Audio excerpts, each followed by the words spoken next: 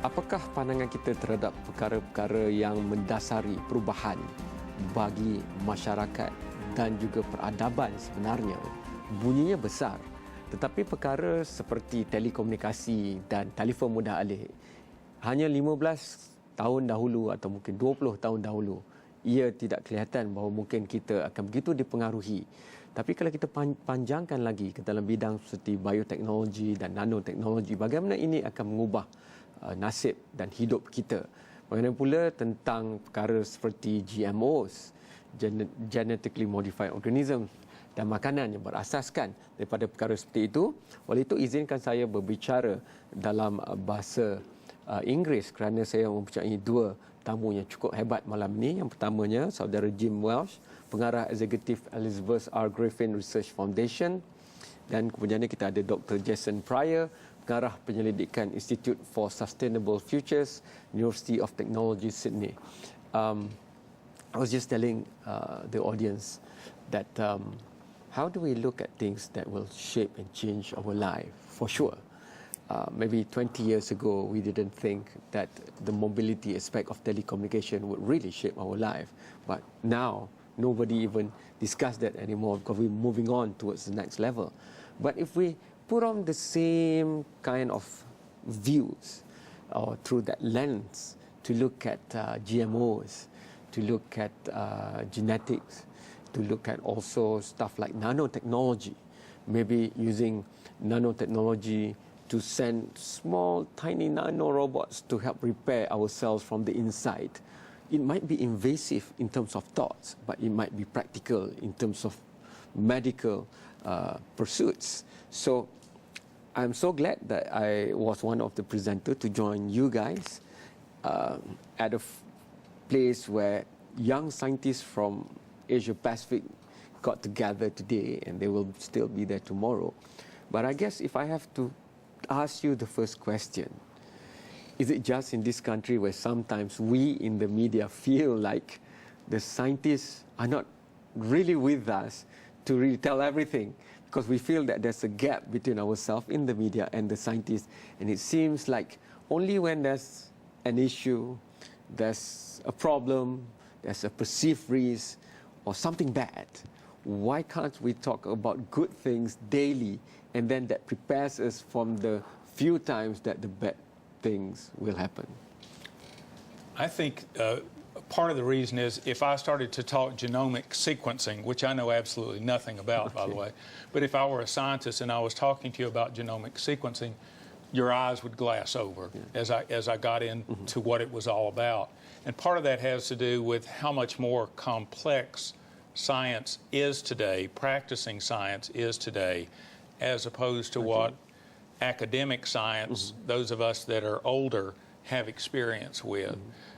So it is, for a number of us, it is a fear of the unknown. It's a lack of having the academic understanding to grasp what it is that they're what it is they're actually doing.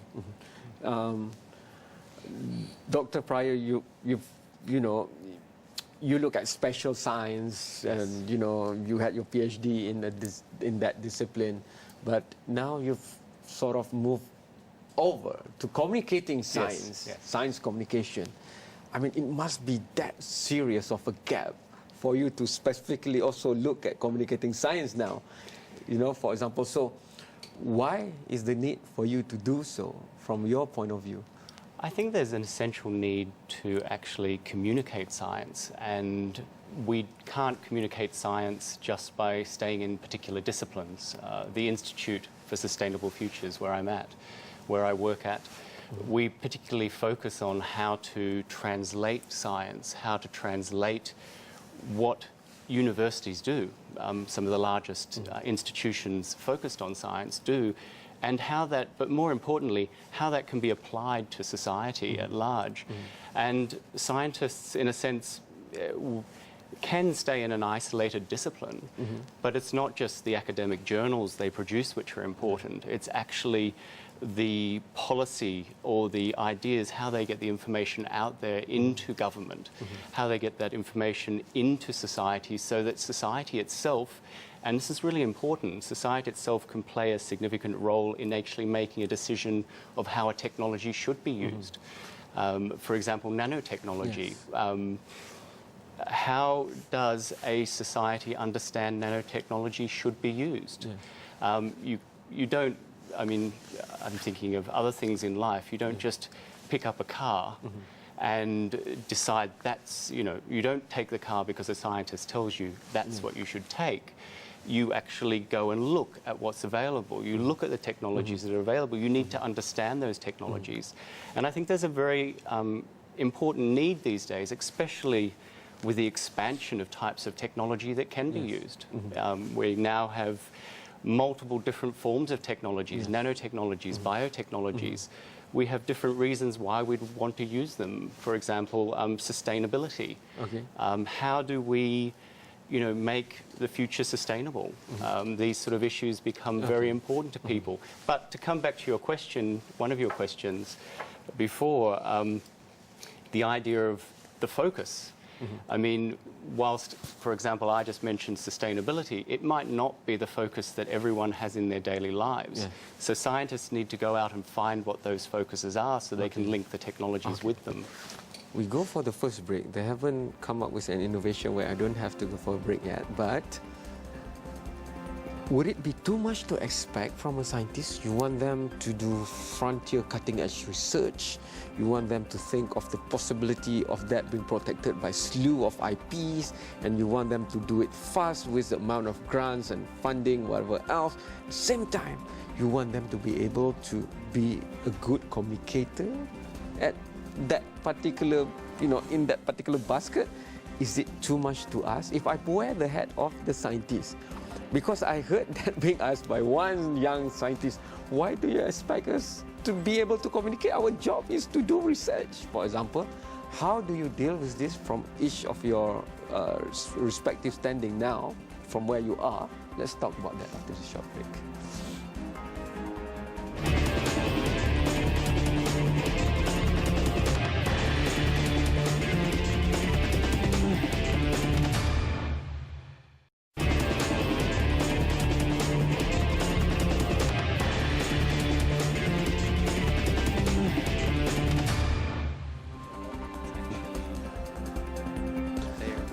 I'm already busy discussing science here, but that's what we're talking about tonight. I want to bring you into the discussion because we need to know science. We need to be aware of what's happening in the field of science. And I think even the authors define science as not only as pure science, but also social sciences and culture and community that comes with it. So in that particular respect, it will impact our life. It is already. So if we don't know about how a new invention will, come on to our daily life, then there'll be a lot of hesitancy, there'll be fear, and both of you talk about risk. But before we go to risk, shouldn't we know our scientists and what they are doing? Not only when they have managed to have a breakthrough in their research, but also at the beginning. Because a lot of funds are now poured into research and development. And maybe societies and societal pressures to the people who are in the government, where they divert public funds to, these are all critical impact matters. And if the voices of society are not included in the policies that govern resources and research and development, then of course there'll be no stake for the community to have an interest, for example. So how do we do that? Because a lot of people will be hard-pressed to name one particular discipline and even one or two scientists, for example. We still know the research institution, we know the universities, but we hardly know the scientists. Well, I think the scientists, it's a current issue in many universities, I think. Well, I can talk about Australian universities, where there is an increasing awareness that science communication needs to be a key part of science training. And to actually have a voice, to be able to present yourself, present what you're doing. But more than that, research itself, a good research, I would suggest, engages communities from the beginning, particularly if that technology or that science is actually going to be applied in a community or in society. The community needs to know what is coming their way. How is that done in Australia? How is that done? It's done in, I suspect it's done in multiple Many different countries, ways by many different people. But I would suggest that many Australian universities are gradually and slowly embracing more and more the need to communicate. I can think about the University of Technology, Sydney, Sure. where recently, increasingly, it's becoming important and aware to scholars in the university that they need to engage with simple technologies like Facebook, like Twitter, and actually communicate what they're doing. And allow people to engage with that. And I think a lot of social media does allow, for instance, for people to come in and engage where they want to engage. But also social media allows scientists, I would suggest, to start to think about how they can communicate. And again, coming back to the Institute, we've recently been looking at, we write a journal article, but you don't just write a journal article, you then work out how that can be translated into a media or a clip or some sort of form so a community The larger public can understand it. And journals are very important in that they validate the evidence for the academic community. The peer review. Peer review. But at the same time, that's not the end game of the game anymore. The end game is how communities can understand that, use that, and be aware of that. And it's in the scientists' best interest, I would say. There's the issue of, well, we're already doing so much. We do this, we do that. We have to do the research, we have to write the publications. But in the end, it's how you get that technology or that science applied in society that I would suggest is the most important outcome that you can have. Jim. I think you touched on a really important point having to do with the public funding.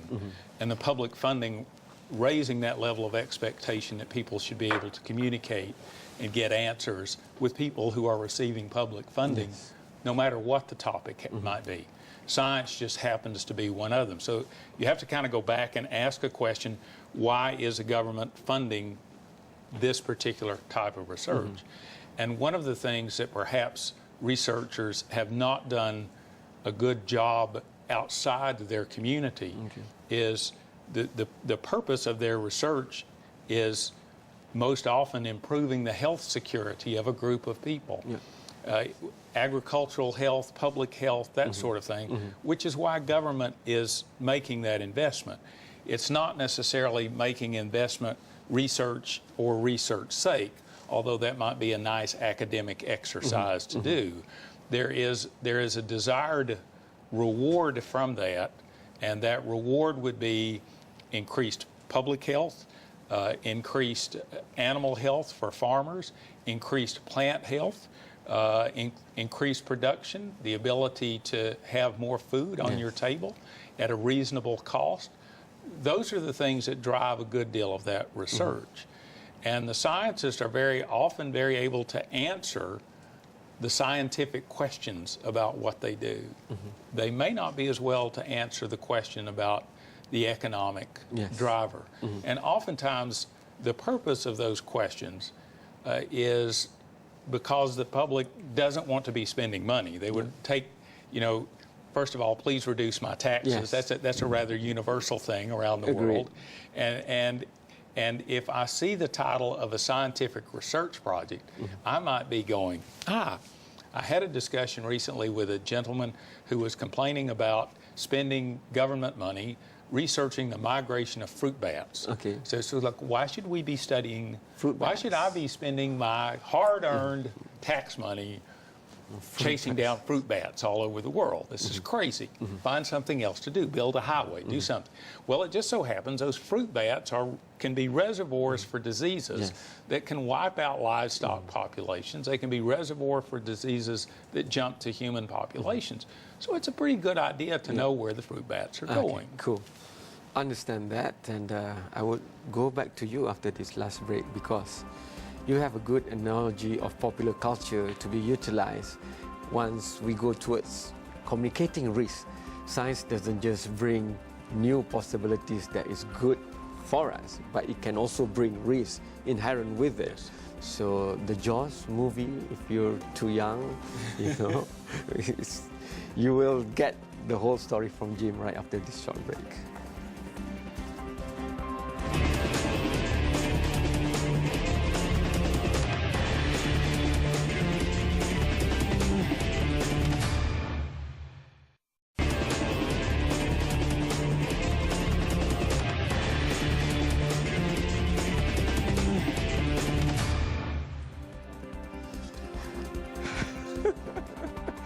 I'm always glad to have overseas speakers on the show because I learned so much so fast. But we're going to the last segment already, and Jim, your Jaws story and the analogy of trying to communicate the risks of science to the public. I communicate a great deal with both scientific groups and non-scientific groups, and I happen to hold that if we don't take risk, we go nowhere. And going nowhere is a risk in and of itself. And as humans, we are drawn to make life better. Yes. We really are. And that, every time we do that, it engages a certain amount of risk. And most of the decisions, every decision we make is a risk-benefit decision. And I use the movie Jaws as the ultimate movie about scientific risk, about knowing that there is this great white shark in the water that can eat you up. Yes. The easy solution for that would be for everybody to simply stay out of the water. Just don't ever go into the water ever again. Okay. But that's really not an answer for humans, because we're going to go in the water. Anyway, yes. So the best thing we can do is figure out how to mitigate the risk. Mm-hmm. How do we work around or through the great white shark? And knowing that even if we destroy that one, there's still others. But those risks have to be taken. If we have to take that risk, just like the alarm or the siren that can be sounded by the lifeguards on the beach, what's that for science? How do you communicate the risk, but you do not frighten people off? Because sometimes, for example, if it's about rare earth or nuclear, then straight away you have people, I don't want it at any cost, I don't want it anywhere near my house or my village or where I stay. So, but if you don't communicate the risk, then people will not be aware. So where is the balance in trying to achieve that? Maybe you've got a specific example. I think it's very important that scientists communicate the risks. Okay. It's just as important that they be able to communicate the potential benefits. Mm-hmm. If you don't communicate the risks, people automatically suspect they exist. Mm-hmm. And unfortunately for science and technology, a good deal of the time when it makes national news or world news, wherever it's because something went wrong. Mm-hmm.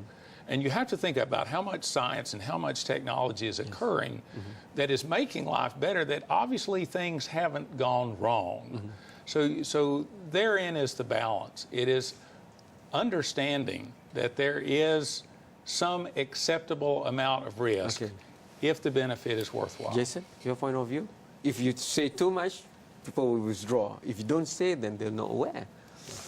I think this is where communication is fundamentally important, because all technologies, all science has some, as has been mentioned, has some degree of risk. But the reason we go to the extent of creating science, creating technologies, is because we want betterment, because we want something better or something improved or some sort of benefit for health, for safety, for other issues. And society needs, in a sense, to understand the balance that comes with such creativity, because the answer is, in a sense, scientists don't have absolute answers, and they need to communicate that. They need to communicate that what they're creating isn't a perfect solution. Some of the advancements of science would only see rewards in the future. The billions of US dollars being poured into the Mars mission, for example. So how do you appease the taxpayers of now for the rewards of the future? That's going to add another layer of difficulty and complexity. Well, in the U.S., we had a great experience with early space programs vastly improving technology for consumer use. So it was an investment in a massive program which in and of itself had no economic benefit in terms of, gee, we're going to make money off this. Yeah. But the academic knowledge that we gained and the applicable knowledge that we gained by engaging in these space missions have paid huge dividends for the world, particularly in terms of computer technology and things of that nature. So you have to have these wild ballpark things. I do want to tell you a quick story. Sure, go ahead. There was a gentleman, a French gentleman named Joseph Cugnot, who in the 18th century developed the first steam-driven vehicle. Okay. Big thing. And he spent so much energy trying to get it to go. If you Google it up, so people can do that, normally the picture you see is Cugnot's big steam-driven machine hitting a wall. They spent so much energy trying to figure out how to make it go, they forgot something very vital. How do you make it stop? Okay. Because this new technology of making something go, the brake had not yet really been invented. Until then, you pulled back on something that would slow down a wheel and pulled on the reins and yelled, whoa, and that's how you got something to stop. So now science has a greater awareness that what you have to do as you move forward is you have to have your risk mitigation to a point that if it gets somewhere, you have to say, if the risk becomes too great, you have to say, here's where it stops, here's the wall. When science was mainly being driven by the public sector, then that was another era, long time ago. Now with the private institutions, private entities, corporate commercialism all thrown into the mix, and we know like pharmaceuticals, billions of dollars. How do you build trust into the system? Because then you have also the NGOs, then the CSOs, and like in this country, if it becomes a partisan political discussion, that's a bit more difficult to re-explain the real science aspects of the issues. I think the most important thing about trust is that you have to earn trust, and you can't create or build trust. I think it's a mistake for scientists, particularly, to think that if they have something, they can build people's trust in it. What they have to do is enable people to have information so that they can trust what has been created and see the value in what's being created, because the foundation of trust is shared value. Okay, you have to come back to Kuala Lumpur. Jim, you also have to do that. You will always have a green lane to be here on the show. Thank you so much for coming and sharing the experiences from your worldview down under or in North America.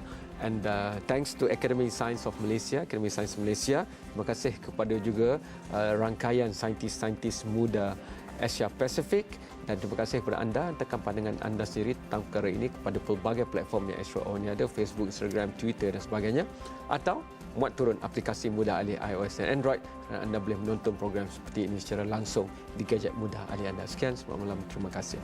Thank you so much.